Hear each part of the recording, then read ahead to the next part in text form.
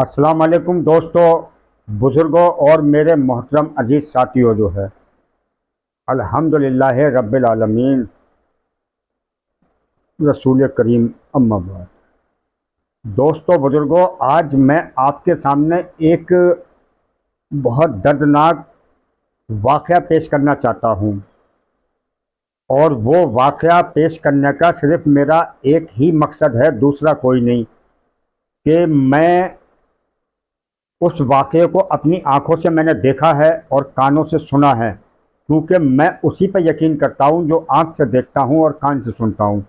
तो वो बिल्कुल हक़ और सच वाक़या है, इसलिए मैं आप लोगों के सामने पेश कर रहा हूँ कि अल्लाह ना करे कभी आपके साथ भी ऐसा हो सकता है, तो आप उसे गौर से सुनें जो है और समझने की कोशिश करें, ताकि आप अपने आप को जो है बचा सकें। ये वाक़या आपको एक नसीहत और एक इबरत मिलेगी आपको इससे जो है, और आप सावधान हो जाएंगे सुन के, और अपने आप को जो है बहुत सी मतलब बुराइयों से, गलत फहमियों से बचा सकेंगे जो है।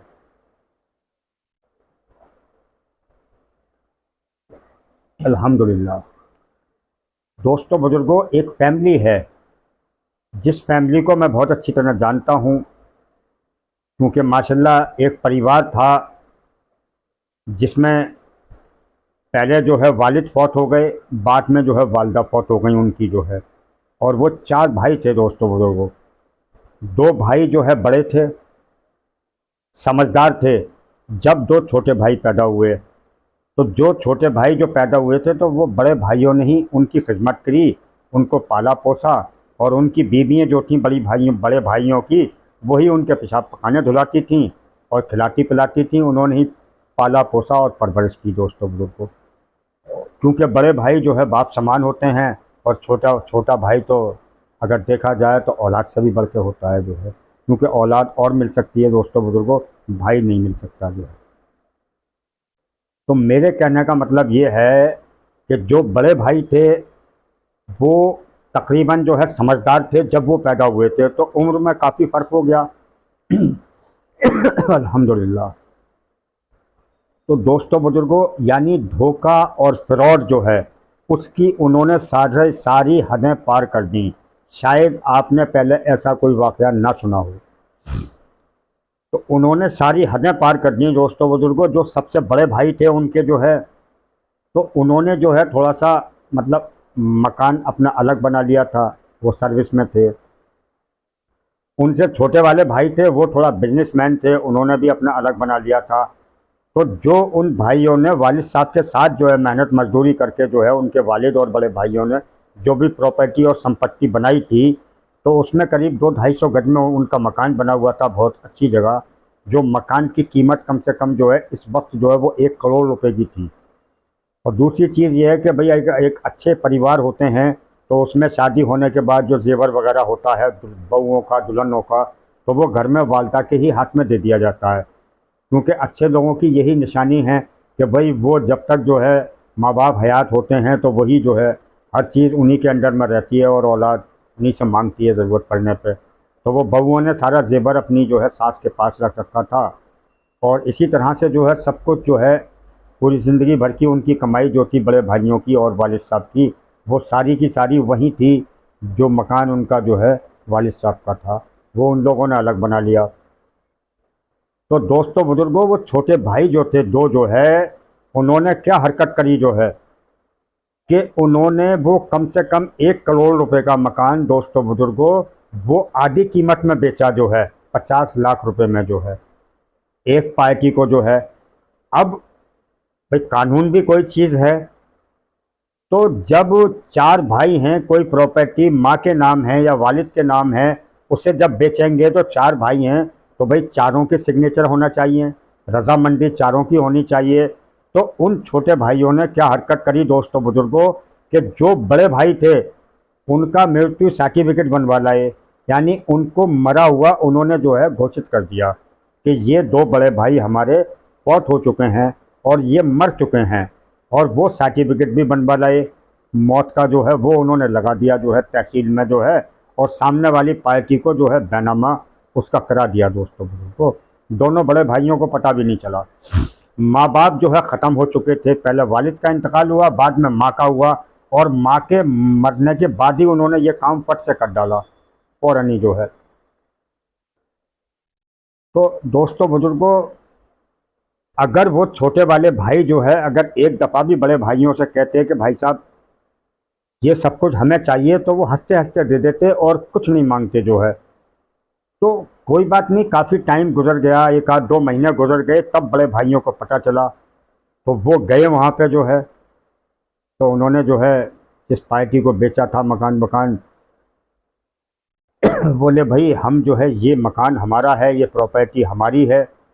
अरे कि आप तो वो, उन्होंने तो ये सर्टिफिकेट लगाए हैं कि दोनों भाई बड़े हमारे मर चुके।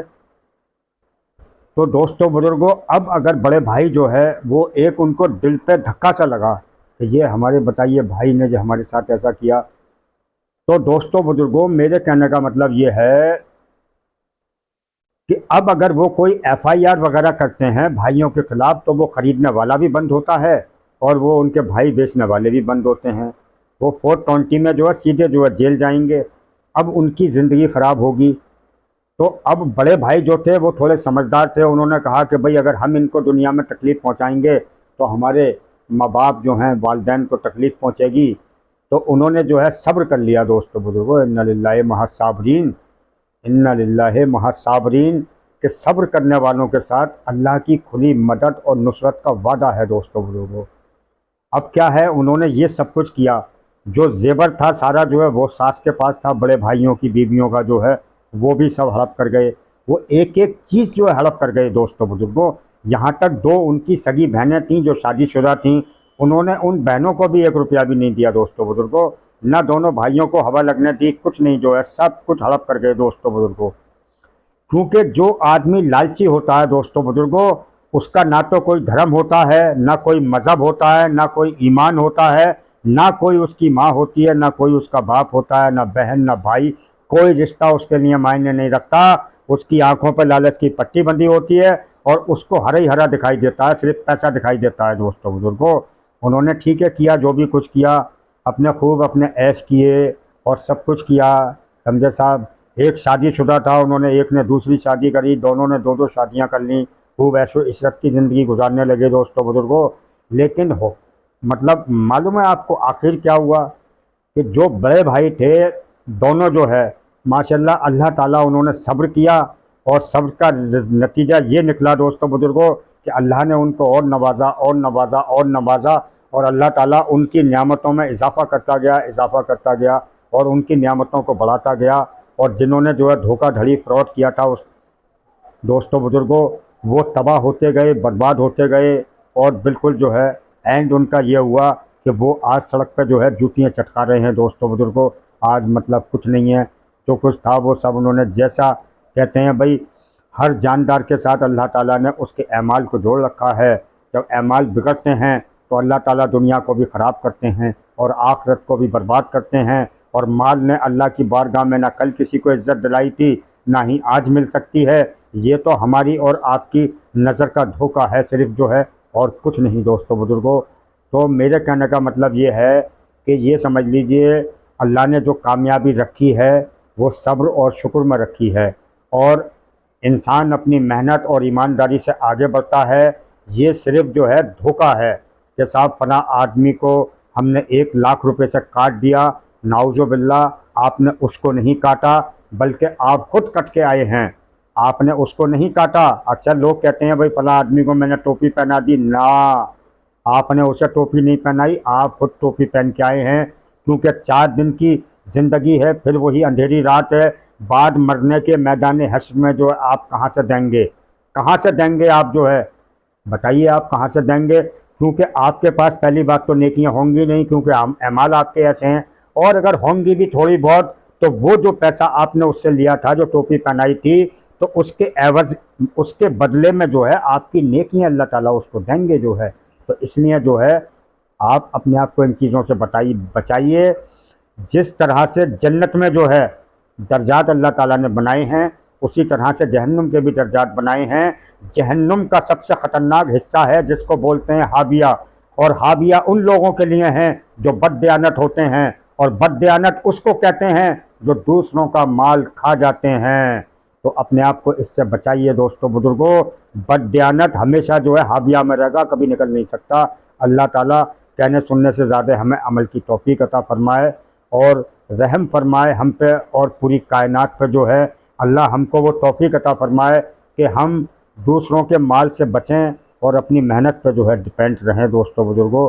जो कुछ कहा सुना गया अल्लाह उस पर अमल करने की तौफीक अता फरमाए। तो मैं आपसे लास्ट में यही कहना चाहूँगा कि आप अपने आप को जो है गैरों से नहीं, अपने अजीज़ रिश्तेदार एहलो अयाल से होशियार रहिए और सावधान रहिए कि तू समझता है जिसे अपना सबसे करीबी दोस्त वही है तेरा सबसे करीबी दुश्मन। ज़रा आँख तो खोल। अस्सलाम वालेकुम व रहमतुल्लाहि व बरकातुहू।